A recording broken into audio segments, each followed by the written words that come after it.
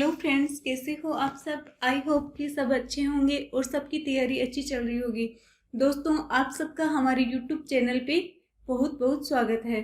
दोस्तों, एक नई शुरुआत हेलो हिंदी के साथ संपूर्ण हिंदी व्याकरण और साहित्य का फ्री में अध्ययन करने के लिए आप हमारे चैनल से जुड़े रहिए और चैनल को सब्सक्राइब कर लीजिए। प्यारे साथियों, हम हिंदी व्याकरण में सबसे पहले पढ़ेंगे व्याकरण क्या है, व्याकरण किसे कहते हैं, व्याकरण के क्या नियम हैं और व्याकरण की आवश्यकता हमें क्यों पड़ी और व्याकरण के कौन कौन से अंग हैं, यह आज के वीडियो में जानेंगे। अतः आप अंत तक वीडियो में जरूर बने रहिए। तो सबसे पहले हम देखेंगे व्याकरण किसे कहते हैं। दोस्तों, व्याकरण वह शास्त्र है जिसके द्वारा हमें भाषा के शुद्ध स्वरूप या प्रयोग का ज्ञान होता है।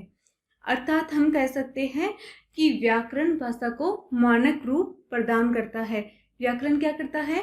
भाषा को मानक स्वरूप प्रदान करता है। जैसा कि हम जानते हैं, व्याकरण भाषा के नियम नहीं बनाता। क्या नहीं बनाता? भाषा के नियम नहीं बनाता। कौन? व्याकरण। सर्व प्रचलित भाषा के रूप के आधार पर ही व्याकरण के नियम बनते हैं। अर्थात व्याकरण तो भाषा के परिवर्तनों को सिर्फ स्वीकार करता है। दोस्तों, आप इस चैनल पे जुड़े रहिए। हम छोटी छोटी वीडियो की शुरुआत कर रहे हैं और हम सभी एग्जाम में आए हुए हिंदी से संबंधित जितने भी मॉडल पेपर है उन सबको इसी चैनल पे हल करेंगे। अर्थात आप ज़्यादा से ज़्यादा सब्सक्राइब कर लीजिए और अपने दोस्तों के साथ ज़्यादा से ज़्यादा वीडियो को शेयर कीजिए। आगे हम पढ़ेंगे व्याकरण की परिभाषा क्या है। तो व्याकरण एक विधा एवं शास्त्र है जिसके द्वारा हम किसी भाषा को शुद्ध बोल सकते हैं, लिख एवं समझ सकते हैं। भाषा संरचना के कुछ स्थायी नियम होते हैं। अर्थात इसी भाषा हम देखेंगे व्याकरण की परिभाषा तो क्या है कि हम किसी भाषा को शुद्ध बोलना, अर्थात हम कोई भाषा बोलते हैं उसको शुद्ध बोलना, शुद्ध लिखना और उसको शुद्ध समझना, यही क्या है? व्याकरण है। अर्थात भाषा की संरचना के कुछ स्थायी नियम हो जाते हैं, वह क्या हो जाता है? व्याकरण हो जाता है। भाषा के नियमों के साथ जिस शास्त्र के अंतर्गत अध्ययन किया जाता है उस शास्त्र को ही व्याकरण कहते हैं।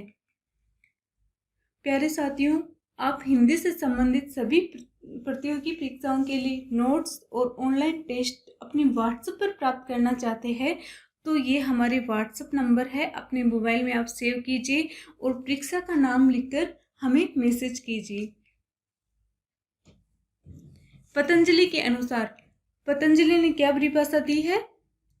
महाभाष्य में व्याकरण को शब्दानुशासन कहा है। किसने? पतंजलि ने क्या कहा है? महाभाष्य में व्याकरण को शब्दानुशासन कहा है। व्याकरण का अर्थ क्या है? तो व्याकरण का अर्थ है जिसमें बोलचाल तथा साहित्य में प्रयुक्त होने वाली भाषा का स्वरूप और उसके गठन और उसके अव्यय प्रकार, इन सब का पारस्परिक संबंध का ज्ञान प्राप्त करना ही व्याकरण है। इसमें रचना, विधान और रूप परिवर्तन का विचार भी होता है। व्याकरण किसे कहते हैं? अब हम देखेंगे कि व्याकरण किसे कहते हैं। व्याकरण उस शास्त्र या विधा को कहते हैं जिसके पढ़ने से हम किसी भाषा को शुद्ध लिखना और बोलना सीखते हैं। अर्थात एक निश्चित मानक नियमों के आधार पर बनाए गए नियम जिसे हम शुद्ध भाषा में बोल सकते हैं, इसे ही व्याकरण कहते हैं। अर्थात हम किसी भाषा को शुद्ध लिख सकते हैं, शुद्ध बोल सकते हैं और मानक नियमों के आधार पर जो नियम बनाए गए हैं उसे हम शुद्ध भाषा में बोल सकते हैं, उसे ही व्याकरण कहते हैं। यह है इजी व्याकरण की परिभाषा। आप अपने शब्दों में भी इसे इजी भाषा में समझ सकते हैं या लिख सकते हैं। तो ये तो हमने देखा कि व्याकरण क्या है, व्याकरण की परिभाषा क्या है, व्याकरण किसे कहते हैं। अब हम पढ़ेंगे व्याकरण के अंग कितने होते हैं। तो व्याकरण के कितने अंग होते हैं? 4 अंग होते हैं। पहला है वर्ण विचार, दूसरा है शब्द विचार, तीसरा है पद विचार और चौथा है वाक्य विचार। कितने अंग है? 4 अंग है। व्याकरण के कितने अंग है? 4 अंग है। शब्द विचार, वर्ण विचार, शब्द विचार, पद विचार और वाक्य विचार। सबसे पहले हम देखेंगे वर्ण विचार, अर्थात वर्ण विचार किसे कहते हैं। इनकी पूरी व्याख्या तो हम अगले वीडियो में करेंगे। शॉर्ट से इसकी परिभाषा समझ लेते हैं कि वर्ण विचार क्या है। वर्ण विचार व्याकरण का वह भाग या भेद है जिसमें वर्णों की उच्चारण, आकार, भेद तथा उनसे शब्द बनाने के नियमों का वर्णन हो। अर्थात वर्णों में क्या होता है, वर्णों का उच्चारण कैसे किया जाता है, उनका आकार कैसा है, भेद तथा शब्द बनने के नियमों का वर्णन हो, वही क्या है, वर्ण विचार है। अगला है शब्द विचार। तो शब्द विचार किसे कहते हैं? हिंदी व्याकरण का दूसरा भाग क्या है? शब्द है, जिसमें ध्वनियों के मेल से बने सार्थक वर्ण समूह को, जैसे भेद, उपभेद, संधि, विच्छेद, ये क्या हो गए? शब्द हो गए, आदि को पढ़ते हैं उसे ही शब्द कहते हैं। अर्थात ध्वनियों के मेल से बने सार्थक वर्ण समूह को शब्द कहते हैं। तो दूसरा था शब्द विचार। तीसरा है पद विचार। पहला था वर्ण विचार, दूसरा था शब्द विचार, तीसरा है पद विचार। तो पद विचार किसे कहते हैं?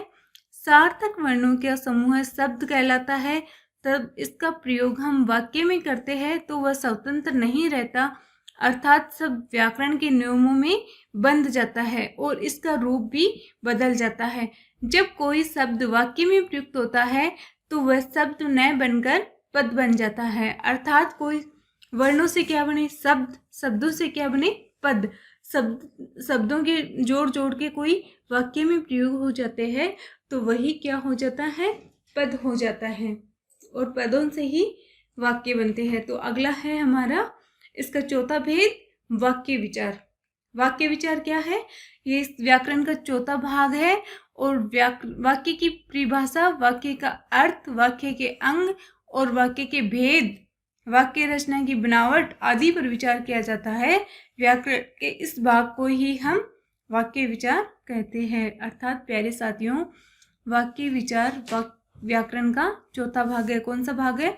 चौथा भाग, जिसमें वाक्य की परिभाषा, वाक्य का अर्थ, वाक्य के अंग, वाक्य के भेद, वाक्य रचना की बनावट आदि पर विचार किया जाता है।